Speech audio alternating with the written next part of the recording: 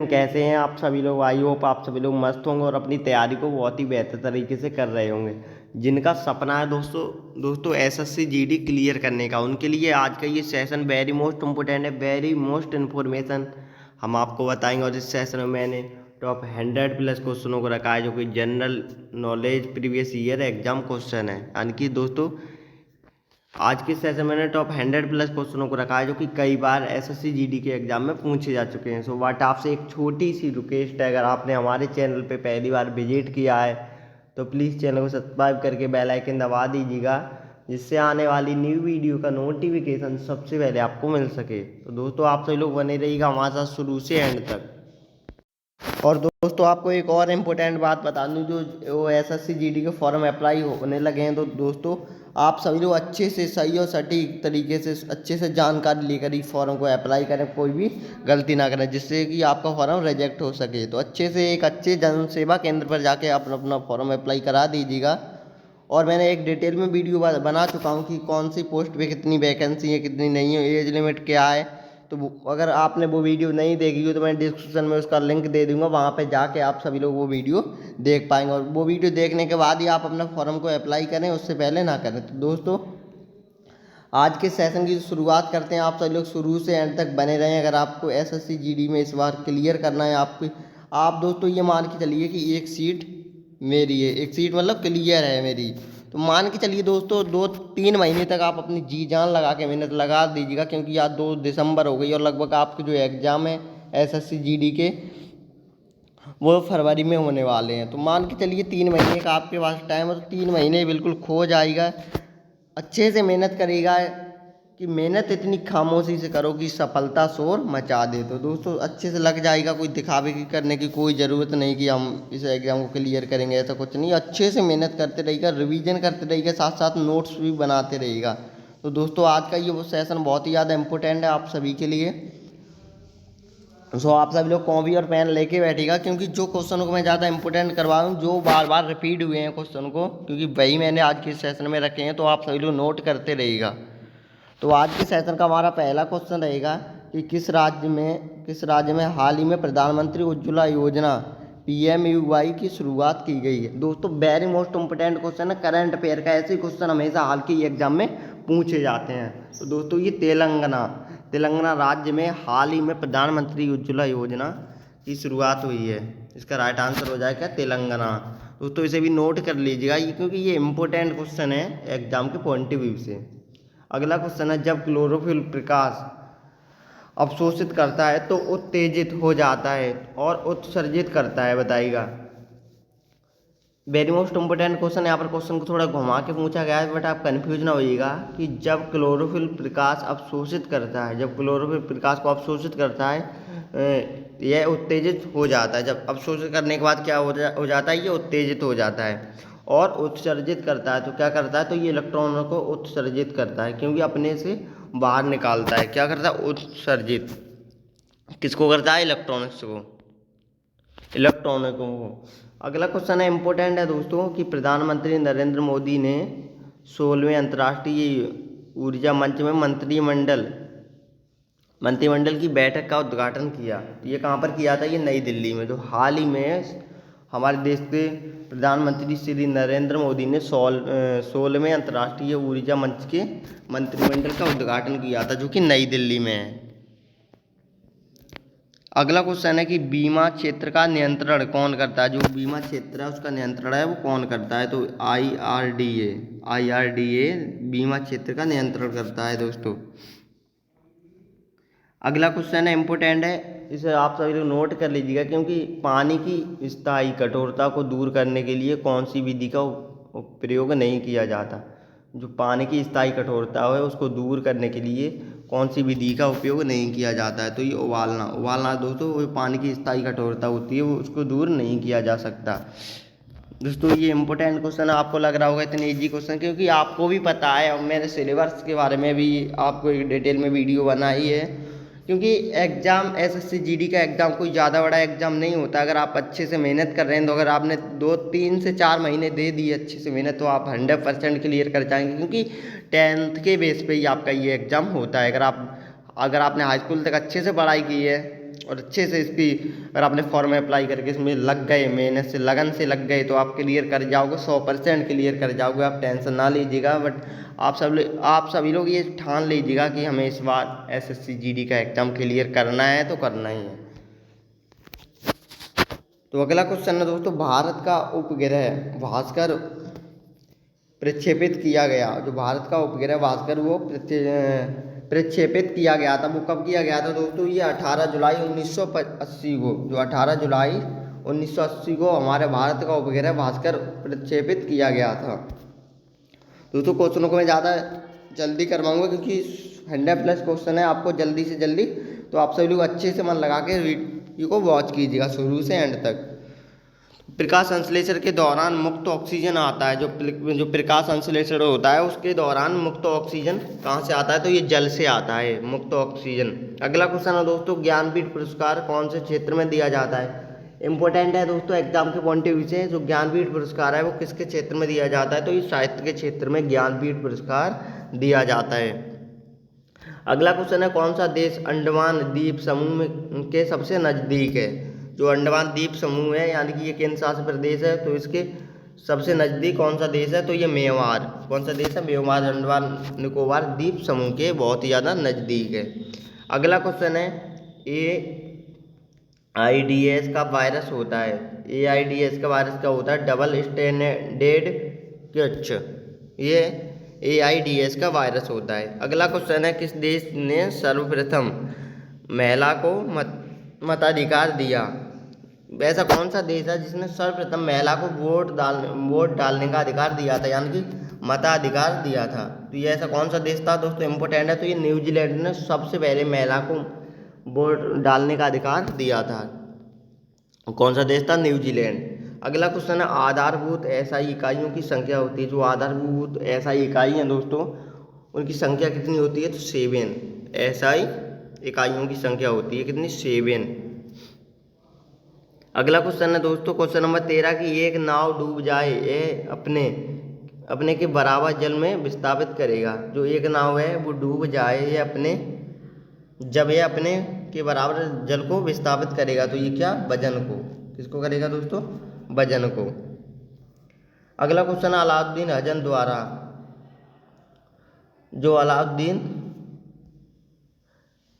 दोस्तों important question है ये भी एग्जाम के पॉइंट ऑफ व्यू से। तो बहमनी साम्राज्य की स्थापना की गई। जो बहमनी साम्राज्य की स्थापना दोस्तों किसने की गई? तो अलाउद्दीन हजन द्वारा। किसके? अलाउद्दीन हजन द्वारा बहमनी साम्राज्य की स्थापना हुई थी। अगला क्वेश्चन है, यूरोप किस देश की मुद्रा है? जो यूरोप है दोस्तों वो कौन से देश की मुद्रा है? तो ये स्वीडनलैंड की मुद्रा है। अगला क्वेश्चन है, कौन सी लकड़ी खुली हवा में रखने से जल्दी खराब हो जाती है? जो गीली लकड़ी है दोस्तों, अगर आपने उसको खुली हवा में रख दिया तो बहुत ही जल्दी खराब हो जाएगी। दोस्तों आपसे रिक्वेस्ट है सेशन को लाइक शेयर करते रहें, क्योंकि आज का ये सेशन आप सभी के लिए वेरी मोस्ट इम्पोर्टेंट है। सो आपसे एक छोटी सी रिक्वेस्ट है, आप सभी लोग शुरू से एंड तक हमारे साथ बने रहें। और अगर आपने हमारे चैनल पे पहली बार विजिट किया है तो प्लीज़ चैनल को सब्सक्राइब करके बेल आइकन प्रेस कर लीजिएगा, जिससे आने वाली न्यू वीडियो का नोटिफिकेशन सबसे पहले आपको मिल सकेगा। तो हम आपके साथ रहेंगे जब तक आपके एग्जाम ना हो जाते। इस चैनल को सब्सक्राइब करके रखिएगा, एक चैनल को पकड़ लीजिएगा अच्छे से, उसी से मेहनत करिएगा, उसी के नोट्स बनाते रहिएगा। आप 100% एग्जाम को क्वालिफाई कर जाएंगे, ये मेरी वारंटी है, अगर आप अच्छे से मेहनत कर रहे हैं तो। अगला क्वेश्चन है, यदि एक कोशिका का व्यास दोगुना हो तो इसमें पानी की वृद्धि होगी। तो पानी की वृद्धि कितनी होगी? आधी होगी दोस्तों। यदि कोशिका का व्यास 2 गुना है तो पानी की वृद्धि कितनी होगी? आधी। अगला क्वेश्चन है, पायरोमीटर को क्या मापने के लिए प्रयोग किया जाता है? जो पायरोमीटर है उसको क्या मापने के लिए प्रयोग किया जाता है? तो ये उच्च तापमान मापने के लिए पायरोमीटर का उपयोग किया जाता है। किसको? उच्च तापमान मापने के लिए। अगला क्वेश्चन है दोस्तों, फूलों की घाटी राष्ट्रीय उद्यान भारतीय राज्यों में से किसमें स्थित है? तो ये उत्तराखंड में। फूलों की घाटी वो उत्तराखंड में स्थित है। अगला क्वेश्चन है बहुत ही ज़्यादा इंपॉर्टेंट है दोस्तों, ऐसे भी क्वेश्चन आपको हमेशा एग्जाम में देखने को मिलेंगे। तो एक वृत्ताकार प्लेट, एक घन और एक गोला, सभी एक ही धातु से बने हुए हैं। मतलब एक वृत्ताकार प्लेट है, वहाँ पर एक गोला, सभी एक ही धातु से बने हुए हैं। सभी का द्रव्यमान भी समान है और 300 डिग्री सेल्सियस पर गर्म किया जाए, इनमें से उसके शीतलन की दर अधिक होगी। तो किसकी होगी दोस्तों? तो गोला की होगी। शीतलन की दर सबसे कम होगी किसकी? गोला की। अगला क्वेश्चन है दोस्तों, मैराथन दौड़ की दूरी, जो मैराथन दौड़ होती है उसकी दूरी कितनी होती है? 26 मील 380 यार्ड 385 यार्ड। 26 दोस्तों मील 380 यार्ड, ये मैराथन की दौड़ होती है, मैराथन की दौड़ की दूरी। अगला क्वेश्चन है, कौन सी चट्टानी संरचना में खनिजों का अधिकतम संतरण है? तो ये धारवाड़ प्रणाली में, किसमें? धारवाड़ प्रणाली में चट्टान की संरचना की अधिकतम संतरण है। अगला क्वेश्चन है वेरी मोस्ट इम्पोर्टेंट है दोस्तों एग्जाम के पॉइंट ऑफ व्यू से, कि बेकिंग सोडा का रासायनिक नाम क्या है? तो जो बेकिंग सोडा होता है उसका रासायनिक नाम क्या है? सोडियम बाइकार्बोनेट, ये बेकिंग सोडा का रासायनिक नाम है। अगला क्वेश्चन है, नरेंद्र मोदी सरकार में वर्तमान रसायन और उर्वरक मंत्री थे श्री अनंत कुमार। जो नरेंद्र मोदी सरकार में वर्तमान में रसायन एवं उर्वरक मंत्री थे कौन? अनंत कुमार। अगला क्वेश्चन है, कौन सा तत्व पौधे में जल और कैल्शियम के अवशोषण को बढ़ाता है? तो ये बोरोन। कौन सा? बोरोन बढ़ाता है दोस्तों। अगला क्वेश्चन है, जीव का निवारण, पर्यावरण प्रदूषण, वनों का निवास, ये कौन करता है? तो ये नेपाल के वर्तमान प्रधानमंत्री। अगला क्वेश्चन है दोस्तों, सीसा लीड का सबसे महत्वपूर्ण अयस्क है? ये गलेना ये सीसा लीड का सबसे महत्वपूर्ण अयस्क है। अगला क्वेश्चन है, हेमगर्भक प्रभाव को अन्यथा किस रूप में जाना जाता है? तो ये प्लोथोराइड शिफ्ट के रूप में इसको जाना जाता है दोस्तों।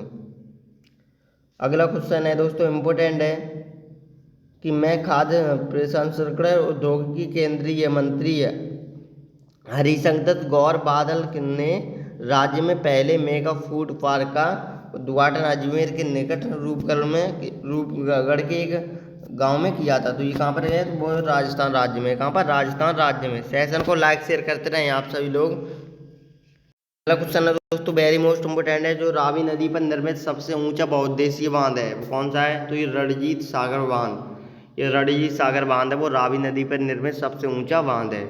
अगला क्वेश्चन इम्पोर्टेंट है, कि 1857 के विद्रोह के समय भारत का वायसराय कौन था? तो ये कैंगिंग। जो 1857 में विद्रोह हुआ था उस समय हमारे भारत का वायसराय कौन था? कैनिंग। अगला क्वेश्चन है, नाबार्ड की स्थापना किस वर्ष हुई? तो ये 1982 में हुई थी। कब? 1982 में नाबार्ड की स्थापना हुई थी। अगला क्वेश्चन है दोस्तों, क्या होता है जब पानी बर्फ में संघनित होता है? क्या होता है कि जब पानी बर्फ में संघनित होता है तो ऊष्मा का अवशोषण होता है। किसका? ऊष्मा का अवशोषण। अगला क्वेश्चन, संविधान की व्याख्या कौन करता है? तो ये मंत्रिमंडल है वो संविधान की व्याख्या को करते हैं। दोस्तों आज का ये सेशन एसएससी जीडी वालों के लिए वेरी मोस्ट इम्पोर्टेंट है, क्योंकि आज के सेशन में मैंने टॉप 100 प्लस क्वेश्चनों को रखा है जो कि कई बार एग्जाम में पूछे जा चुके हैं। तो बट आपसे यही छोटी सी रिक्वेस्ट है, आप सभी लोग शुरू से अंत तक हमारे साथ बने रहे।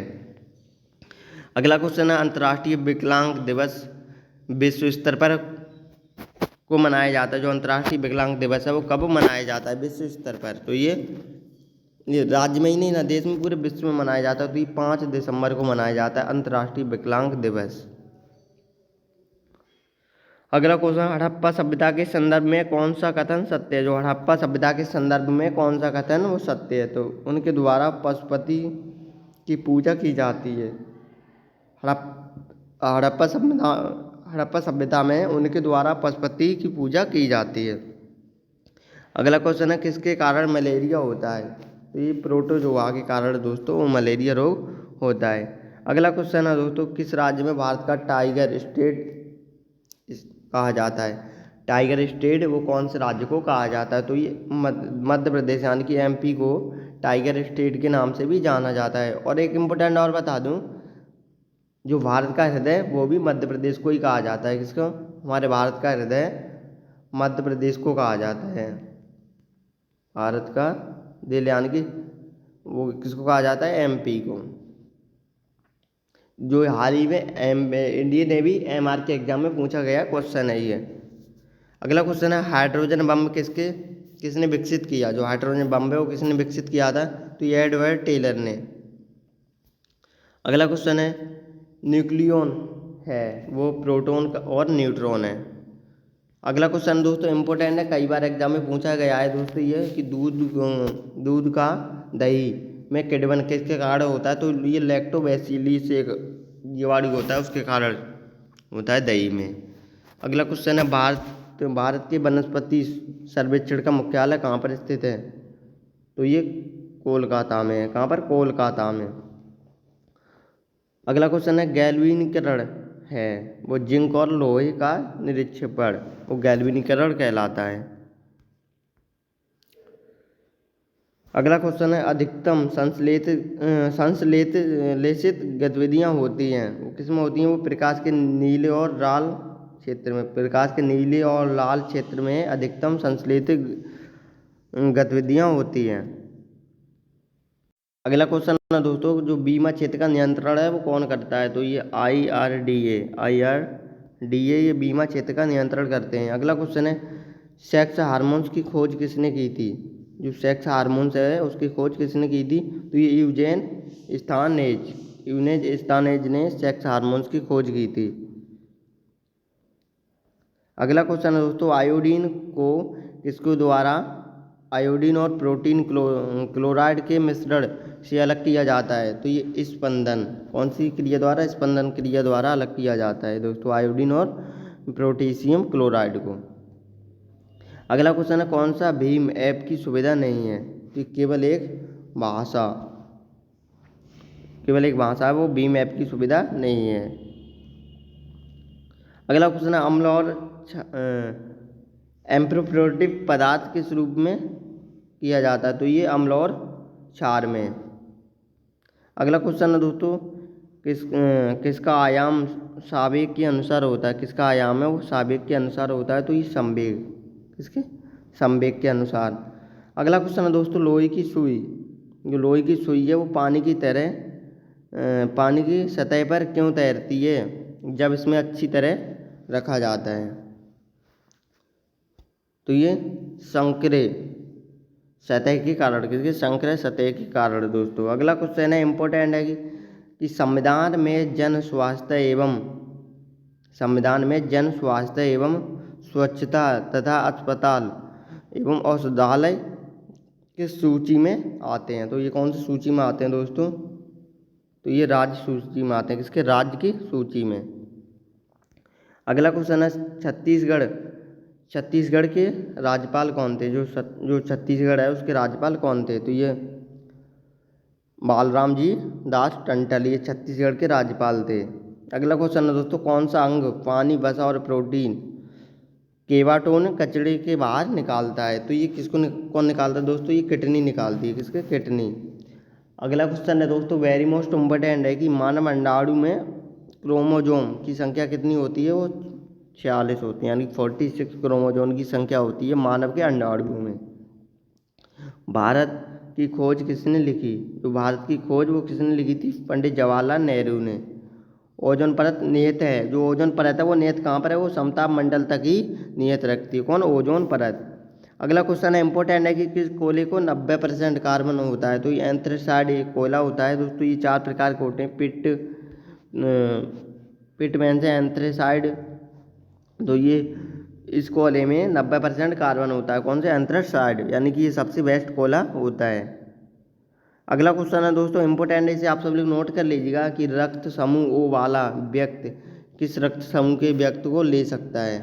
तो ये केवल ओ वाले को ही लेगा। जिसका रक्त समूह ओ है वो सिर्फ ओ वाले ही रक्त समूह को अपने अंदर ले सकता है। अगला क्वेश्चन है दोस्तों इम्पोर्टेंट है कि भारत का उपराष्ट्रपति है जो हमारे भारत के उपराष्ट्रपति हैं वो कौन है?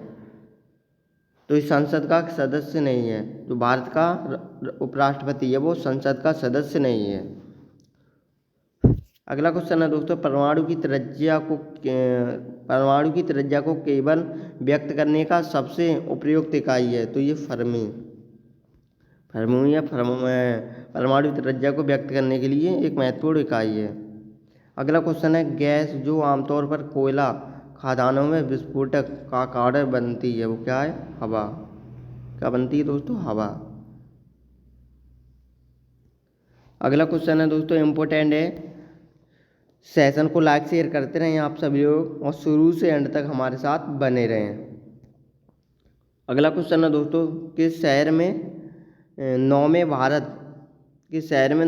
भारत जापान ऊर्जा वार्ता का आयोजन हाल ही में हुआ है? वो कहाँ पर हुआ दोस्तों? ये नई दिल्ली में हुआ दोस्तों। ये वेरी मोस्ट इंपॉर्टेंट क्वेश्चन मैं आप पहले ही बता चुका हूँ, मैं साथ में आपका रिवीजन भी होता रहे, क्योंकि इंपॉर्टेंट क्वेश्चन है, एग्जाम में आने के इसके 100% चांस है, इसलिए मैंने आपका रिपीट कर दिया आज की इस सेशन में।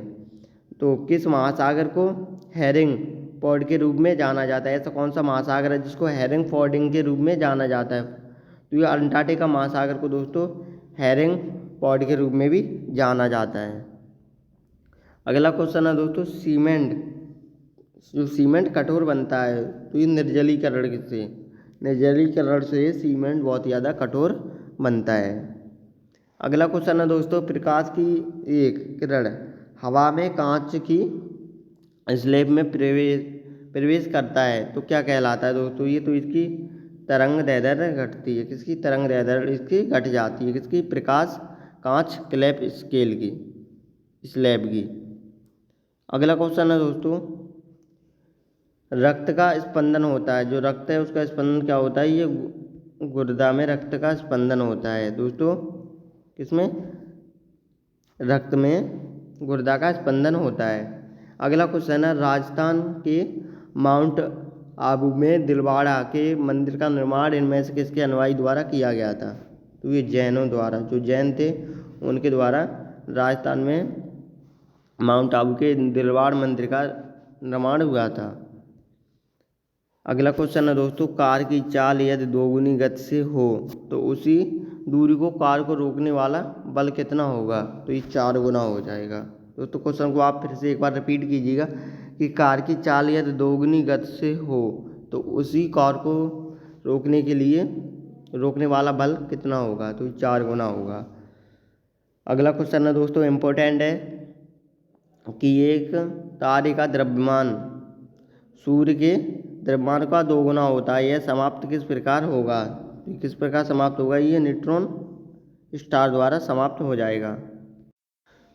दोस्तों आज के सेशन का ये लास्ट क्वेश्चन है कि चालन बैंड इलेक्ट्रॉनिक छेदों की अधिकतम गति है, क्योंकि वो बताएगा जो चालन बैंड होते हैं उनके इलेक्ट्रॉनिक छेदों की अधिकतम गति वो किसके कारण होती है? तो कम अंतराल में जो उनका टकराव महसूस करते हैं, क्योंकि कम अंतराल में वो टकराव को महसूस करते हैं, इसलिए चालन बैंड में इलेक्ट्रॉनिक के छेदों की अधिकतम गतिशील होती है। दोस्तों आज के सेशन का हम यहीं पर एंड करते हैं। प्लीज़ आप सभी लोग हमें एक बार कमेंट करके ज़रूर बताएं आज का ये सेशन आप सभी लोग कैसा लगा, क्योंकि हमने एग्जाम के पॉइंट ऑफ व्यू से आज के सेशन में टॉप 100+ क्वेश्चनों को रखा था, जो कि कई बार SSC GD कांस्टेबल के एग्जाम में पूछे जा चुके हैं। तो दोस्तों अगर आपने हमारे चैनल पे पहली बार विजिट किया था तो प्लीज़ एक बार चैनल को सब्सक्राइब करके बेल आइकन दबा दीजिएगा, जिससे आने वाली न्यू वीडियो का नोटिफिकेशन सबसे पहले आपको मिल सकेगा। तो आप सभी अच्छे से तैयारी करते रहिएगा। हम आपके जब तक आपका एग्जाम ना हो जाता तब तक हम आपके साथ डेली एक क्लास आपको प्रोवाइड कराएंगे। आप सभी लोग अच्छे से दिल लगा के मेहनत करते रहिएगा। तो मिलते हैं एक नई वीडियो में, तब तक के लिए जय हिंद जय भारत।